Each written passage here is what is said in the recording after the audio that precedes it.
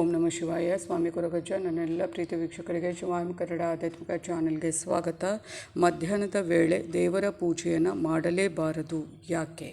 ಅದ್ರ ಬಗ್ಗೆ ಉಪಯುಕ್ತ ಮಾಹಿತಿ ಕೊಡ್ತೇನೆ. ಅದಕ್ಕಿಂತ ಮುಂಚೆ ನನ್ನ ಚಾನಲನ್ನು ಇನ್ನೂ ಯಾರು ಸಬ್ಸ್ಕ್ರೈಬ್ ಮಾಡಿಲ್ಲ, ದಯವಿಟ್ಟು ಸಬ್ಸ್ಕ್ರೈಬ್ ಮಾಡೋದನ್ನು ಮರಿಬೇಡಿ.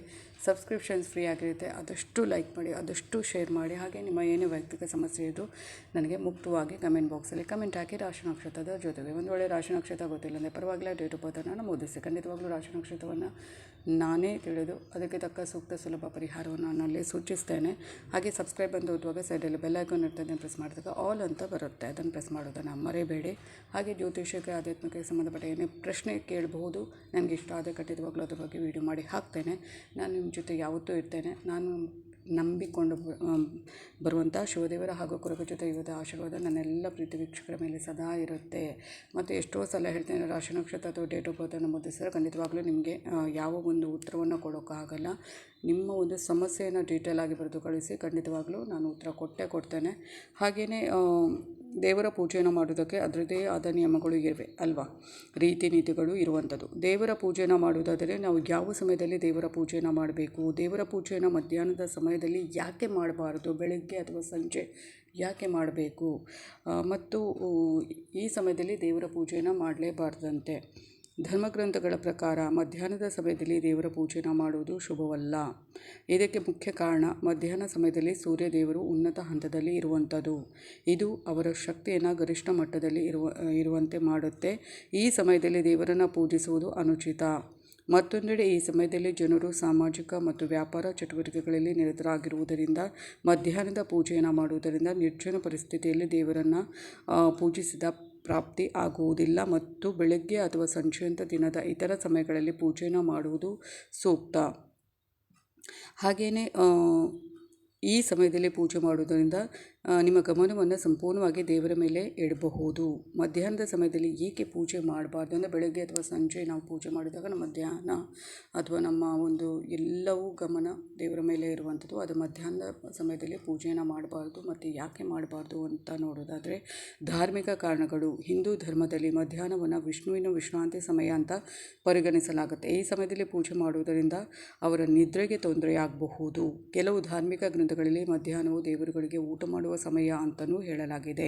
ಈ ಸಮಯದಲ್ಲಿ ಪೂಜೆ ಮಾಡುವುದರಿಂದ ದೇವರ ಗಮನವನ್ನು ಬೇರೆಡೆಗೆ ತೆಗೆದುಕೊಂಡು ಹೋಗಬೇಕಾಗಬಹುದು ಅಥವಾ ಅವರ ಊಟಕ್ಕೆ ಭಂಗವಾಗಬಹುದು.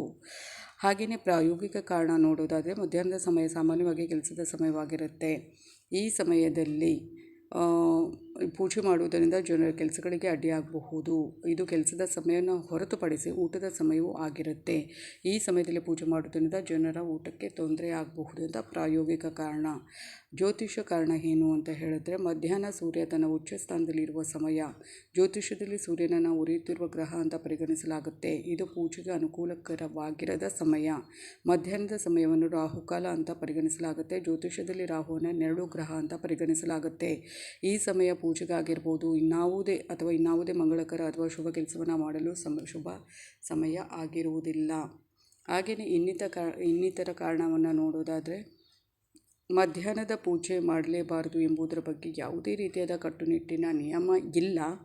ಒಬ್ಬ ವ್ಯಕ್ತಿಯು ಮಧ್ಯಾಹ್ನ ಪೂಜೆಯನ್ನು ಮಾಡಲು ಬಯಸಿದರೆ ಅವನು ಅದನ್ನು ಮಾಡಬಹುದು. ಆದರೆ ಒಬ್ಬ ವ್ಯಕ್ತಿಯು ಪೂಜೆಯ ಹೆಚ್ಚಿನ ಫಲಿತಾಂಶಗಳನ್ನು ಪಡೆಯಲು ಬಯಸಿದರೆ ಅದು ಬೆಳಗ್ಗೆ ಅಥವಾ ಸಂಜೆ ಸಮಯವನ್ನು ದೇವರ ಪೂಜೆ ಮಾಡುವುದಕ್ಕಾಗಿ ಇಟ್ಟುಕೊಳ್ಳಬೇಕು. ಬೆಳಗಿನ ಪೂಜೆಯನ್ನು ಅತ್ಯಂತ ಮಂಗಳಕರ ಅಂತ ಪರಿಗಣಿಸಲಾಗುತ್ತೆ. ಅವನು 2 ಹೊತ್ತಲ್ಲಿ ಮಾಡಿದರೆ ತುಂಬಾ ಶುಭ ಆಗಿರುತ್ತೆ. ಹಾಗೆಯೇ ನಮಗೂ ಒಂದು ಬೆಳಗ್ಗೆ ಆಗಿರ್ಬೋದು, ಸಂಜೆ ಆಗಿರ್ಬೋದು, ನಮ್ಮ ಗಮನ ಅಥವಾ ನಮ್ಮ ಒಂದು ಭಕ್ತಿ ಅಥವಾ ನಾವು ಏನು ಪೂಜೆ ಮಾಡ್ತಾ ಇದ್ದೇವೆ ಅದೆಲ್ಲ ದೇವರಿಗೆ ಸಮರ್ಪಣೆ ಖಂಡಿತವಾಗ್ಲೂ ಆಗುವಂಥದ್ದು. ಈ ಮಧ್ಯಾಹ್ನದ ಹೊತ್ತಿನಲ್ಲಿ ಯಾರು ಮಾಡೋದಿಲ್ಲ, ಮಾಡಿದರೂ ಅದು ಅಷ್ಟು ಫಲಪ್ರದ ಆಗಿರೋದಿಲ್ಲ ನನ್ನ ಒಂದು ಅರ್ಥದಲ್ಲಿ. ಮುಂಜಾನೆ ಮತ್ತು ಸಂಜೆಯನ್ನು ಹೊರತುಪಡಿಸಿ ಕೆಲವೊಬ್ಬರು ಸಂಜೆಯ ಸಮಯವನ್ನು ಕೂಡ ಪೂಜೆ ಮಾಡಲು ಆಯ್ದುಕೊಳ್ಳುವಂಥದ್ದು. ನಾವು ದೇವರ ಪೂಜೆಗೆ ಆಯ್ದುಕೊಳ್ಳುವ ಸಮಯ ಆ ವ್ಯಕ್ತಿಯ ಅನುಕೂಲತೆ, ಇಚ್ಛೆಯನ್ನು ಅವಲಂಬಿಸಿರುತ್ತೆ. ಇನ್ನು ನೀವು ಯಾವುದೇ ಸಮಯದಲ್ಲಿ ದೇವರ ಪೂಜೆಯನ್ನು ಮಾಡಿದರೆ ಅದರಲ್ಲಿ ಶುದ್ಧ ಮನಸ್ಸು, ಭಕ್ತಿ ಎಂಬುದು ಅವಶ್ಯಕವಾಗಿರುತ್ತೆ. ನಾನು ಯಾವತ್ತೂ ಹೇಳ್ತೇನೆ, ಪ್ರಾಮಾಣಿಕವಾಗಿರಬೇಕು, ನಿಷ್ಠೆಯಿಂದ ಮಾಡಬೇಕು, ಭಕ್ತಿಯಿಂದ ಮಾಡಬೇಕು, ನಂಬಿಕೆಯಿಂದ ಮಾಡಬೇಕು. ಆಗ ಖಂಡಿತವಾಗಲೂ ಪೂಜೆ ಫಲಪ್ರದವಾಗುತ್ತೆ. ದೇವರಿಗೆ ನಮ್ಮ ಯಾವುದೇ ಒಂದು ನಾವು ಕೇಳಿಕೊಂಡ್ರೂ ಅದು ಖಂಡಿತವಾಗಲೂ ಅವರು ಅದನ್ನು ನೆರವೇರಿಸ್ತಾರೆ. ನಾನು ಯಾವತ್ತೂ ಅದನ್ನೇ ಹೇಳ್ತಾ ಇರೋದು. ಮಧ್ಯಾಹ್ನ ಕೂಡ ಇಷ್ಟ ಇದ್ದರೆ ಮಾಡಬಹುದೇನೋ, ಆದರೆ ಅದು ಅಷ್ಟು ಸೂಕ್ತ ಸಮಯ ಅಲ್ಲ ನನ್ನ ಲೆಕ್ಕದಲ್ಲಿ. ಧನ್ಯವಾದಗಳು.